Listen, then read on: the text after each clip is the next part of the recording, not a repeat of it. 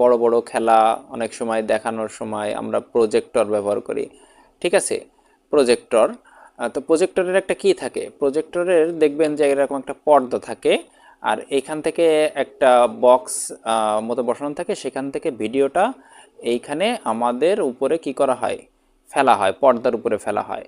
তার মানে এখান থেকে যে আলোটা আসে সেই আলোটা একটা পর্দার উপরে পড়লে তখন আমরা দৃশ্যগুলো কি করতে পারি, দেখতে পারি। হ্যাঁ, তাহলে এখানেও ঠিক আমাদের চোখটাও কিন্তু ঠিক একটা প্রজেক্টরের মতো কাজ করে। তো যখন আলোকরশ্মি আমাদের আসে লেন্সের ভিতর দিয়ে, তখন সেটা প্রজেক্টর আমাদের একটা পর্দার উপরে পড়ে, ঠিক আছে, আলোকরশ্মিটা। তা সেই আলোকরশ্মিটা যেখানে পড়ে সেই পর্দাটার নাম হচ্ছে আমাদের রেটিনা, ঠিক আছে? তাহলে এই রেটিনার উপরে যখন পড়বে, এক্স্যাক্টলি যখন রেটিনার উপরে দৃশ্যটা পড়বে ঠিক প্রজেক্টরের মতো, তখনই আমরা কিন্তু ওই বস্তুটাকে দেখতে পারবো।